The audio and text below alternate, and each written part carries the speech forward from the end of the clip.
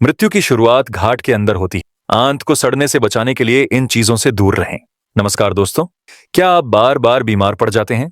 क्या थकान, कमजोरी, पेट की दिक्कतें, स्किन प्रॉब्लम्स या मूड स्विंग्स ने आपकी जिंदगी को परेशान कर रखा है? अगर हां, तो आज का वीडियो आपके लिए बेहद खास है, क्योंकि इसका असली कारण कहीं बाहर नहीं, बल्कि आपकी आंत यानी आपके गट के अंदर छिपा हो सकता है। जी हां, हमारी आंत सिर्फ खाना पचाने का काम नहीं करती, बल्कि यह हमारे पूरे शरीर की सेहत की असली चाबी है। आज हम इसी अद्भुत विषय पर बात करेंगे, कैसे लगभग 90% बीमारियों की जड़ हमारे पेट के भीतर ही छिपी होती है और कैसे इसे समझकर हम अपनी पूरी सेहत को नई दिशा दे सकते हैं। तो चलिए शुरू करते हैं एक ऐसी यात्रा जो सिर्फ आपकी सेहत नहीं, बल्कि आपकी जिंदगी की गुणवत्ता को कई गुना बेहतर बना सकती है। हमारे शरीर का सबसे अनदेखा लेकिन सबसे महत्वपूर्ण अंग है आंत। यह लगभग 7 से 8 मीटर लंबी होती है। दिखने में जितनी साधारण लगती है, इसके काम उतने ही चमत्कारी हैं। हमारा शरीर जिस ऊर्जा से चलता है, जो बीमारियों से लड़ता है, जो हमारी त्वचा को ग्लो देता है और यहां तक कि हमारा मूड भी अच्छा रखता है, इन सब की शुरुआत यहीं से होती है। आंत को दूसरा मस्तिष्क भी कहा जाता है। क्यों? क्योंकि इसमें करीब 500 मिलियन न्यूरॉन्स होते हैं, यानी अपनी ही छोटी सी दुनिया। यही आंत सेरोटोनिन बनाती है, जिसे हैप्पी हार्मोन कहा जाता है। यानी आंत स्वस्थ रहेगी तो मन भी हल्का, खुश और पॉजिटिव रहेगा। लेकिन जैसे ही आंत खराब होने लगती है, उदासी, तनाव, थकान और चिड़चिड़ापन जैसे लक्षण बढ़ने लगते हैं। सिर्फ इतना ही नहीं, हमारी 70% इम्यूनिटी भी यहीं से नियंत्रित होती है। मतलब आंत खराब तो शरीर हर छोटे मोटे वायरस के सामने हार मान लेगा। अब सवाल यह है, आंत खराब होती क्यों है?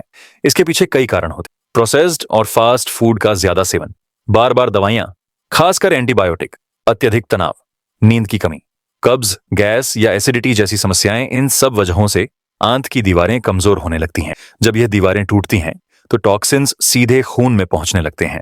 मेडिकल साइंस में इसे लीकी गट कहा जाता है। इससे शरीर में सूजन, एलर्जी, स्किन प्रॉब्लम्स और ऑटो इम्यून बीमारियों तक का खतरा बढ़ जाता है। इसके साथ ही आंत में रहने वाले बैक्टीरिया भी इसकी सेहत तय करते हैं। हमारी आंत में करीब 100 ट्रिलियन बैक्टीरिया रहते हैं, कुछ अच्छे, कुछ बुरे।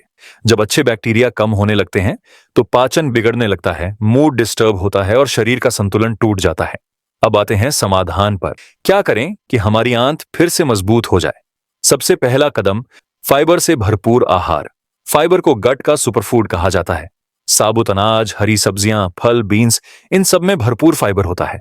रोज कम से कम 25 से 30 ग्राम फाइबर लेना चाहिए। यह पाचन को सुधारता है और अच्छे बैक्टीरिया को बढ़ाता है। दूसरा, प्रोबायोटिक फूड्स जैसे दही, छाछ, कांजी, अचार और अन्य फर्मेंटेड फूड, ये अच्छे बैक्टीरिया को सीधे आंत तक पहुंचाते हैं और गट बैलेंस को ठीक रखते हैं। तीसरा, प्रीबायोटिक फूड्स, ये अच्छे बैक्टीरिया का खाना होते हैं। प्याज, लहसुन, केला, चीकू, ओट्स, जीरा आदि इसके बेहतरीन स्रोत हैं। इन्हें नियमित रूप से खाने से आपका गट इकोसिस्टम मजबूत होता है। इसके अलावा चीनी और प्रोसेस्ड फूड्स गट बैलेंस को बिगाड़ते हैं और खराब बैक्टीरिया को बढ़ाते हैं। इसीलिए इन्हें जितना कम करें उतना अच्छा। हाइड्रेशन भी बेहद जरूरी है। पर्याप्त पानी पीने से शरीर से टॉक्सिन्स बाहर निकलते हैं और आंत साफ रहती है। रोज 8 से 10 गिलास पानी जरूर पिए। इंटरमिटेंट फास्टिंग, हफ्ते में एक बार 12 से 16 घंटे का उपवास, आंत को आराम देता है और शरीर की मरम्मत करता है। इससे पाचन भी सुधरता है और शरीर की ऊर्जा वापस आती है। इन सभी उपायों को अपनाने से आपका गट हेल्थ तो सुधरेगा ही, साथ ही थकान, स्किन प्रॉब्लम्स, तनाव और इम्यूनिटी से जुड़ी समस्याओं में भी काफी अंतर आएगा। अब जरा सोचिए, अगर आपकी आंत स्वस्थ हो जाए तो क्या होगा?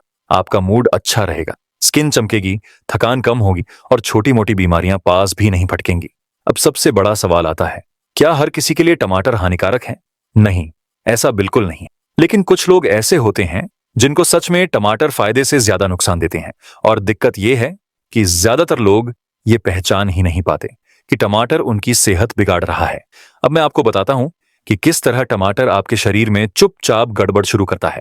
सबसे पहले हमारे शरीर में एक चीज होती है, हिस्टामाइन रिस्पॉन्स, यानी सूजन वाली प्रतिक्रिया। कुछ लोगों में यह स्तर पहले से ही हाई होता है।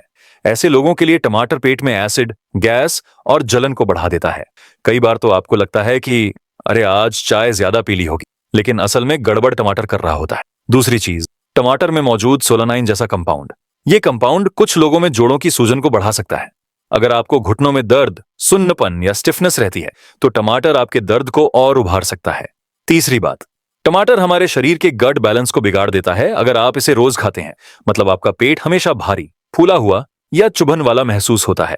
कई लोग कहते हैं खाना तो अच्छा खाया था, लेकिन पता नहीं क्यों पेट खराब हो गया, और उनको अंदाजा भी नहीं होता कि रोज खाने वाला टमाटर ही जिम्मेदार है। और मजे की बात, अगर आप सर्दी खांसी से जल्दी घिर जाते हैं, नाक अक्सर बंद रहती है, या सुबह सुबह गला बैठा हुआ लगता है, तो टमाटर ये सारी दिक्कतें और भी बढ़ा सकता है, क्योंकि ये शरीर में म्यूकस को बढ़ाने वाले फूड्स में गिना जाता है।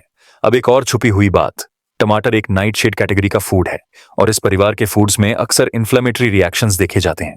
मतलब ये कि जिन लोगों को पहले से पेट, जोड़ या स्किन की परेशानी है, उनके लिए टमाटर कई बार ट्रिगर का काम कर देता है। आपको एक छोटा सा टेस्ट करके देखना है। सिर्फ 5 दिन के लिए टमाटर छोड़ दीजिए और बस सुबह उठकर देखिए, क्या आपके पेट की जलन कम हुई? क्या गैस या भारीपन कम लगा? क्या घुटने थोड़े हल्के लगे? अगर हाँ, तो समझिए कि आपका शरीर साफ साफ बता रहा है कि उसे टमाटर सूट नहीं करता। अब आखिरी और सबसे जरूरी बात, अगर आप टमाटर खाना बंद करेंगे तो क्या होगा? क्या इससे शरीर को कोई कमी होगी? तो इसका जवाब है नहीं, क्योंकि टमाटर के जितने भी पोषक तत्व हैं, उनके बेहतरीन विकल्प आसानी से मिल जाते हैं। जैसे कि विटामिन सी आपको नींबू, आंवला, अमरूद और शिमला मिर्च से 2 से 3 गुना ज्यादा मिलता है। फाइबर और एंटीऑक्सीडेंट आपको गाजर, चुकंदर, लौकी, ककड़ी जैसी सब्जियों से बहुत आराम से मिल जाता है।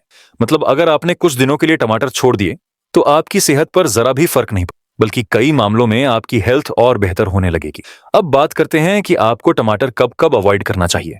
अगर आपको पेट में जलन, एसिडिटी, बार बार गैस, नाक बंद होना, गला बैठना या घुटनों में दर्द जैसी समस्याएं रहती, तो कम से कम 10 से 12 दिन के लिए टमाटर अपनी थाली से निकाल दीजिए। यकीन मानिए, कई लोग सिर्फ इतना करने से ही अपना पेट 40% तक बेहतर महसूस करने लगते हैं।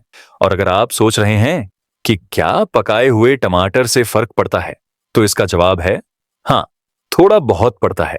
लेकिन अगर आपका शरीर संवेदनशील है, तो पके हुए टमाटर भी परेशानी कर सकते हैं। सॉस, चटनी, ग्रेवी, इनमें भी टमाटर ही होता है, तो ये भी वही दिक्कत बनाए रख सकते हैं।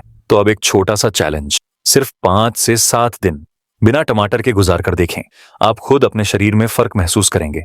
पेट हल्का रहेगा, गैस कम होगी, साइंस और बलगम की समस्या शांत होने लगेगी, और कई लोगों में तो घुटनों का दर्द भी कम हो जाता है। और हाँ, ये वीडियो अगर आपके किसी काम आया, तो इसे शेयर जरूर करिएगा, क्योंकि हर घर में कोई ना कोई ऐसा होता है जो बिना जाने रोज टमाटर खाकर अपनी ही तकलीफ बढ़ा रहा होता है। दोस्तों, आपको हमारा आज का वीडियो कैसा लगा? अगर आपको यह वीडियो थोड़ा भी उपयोगी या अच्छा लगा हो, तो नीचे कमेंट में 1 लिखकर जरूर बताएं। और एक छोटी सी रिक्वेस्ट, आप यह वीडियो कहां से देख रहे हैं? अपना गांव या शहर का नाम भी कमेंट में जरूर लिखें। आपके कमेंट पढ़कर हमें बहुत खुशी मिलती है, और हमें यह समझने में भी मदद मिलती है कि हमारी हैप्पी लाइफ फैमिली कितनी दूर दूर तक फैली हुई है।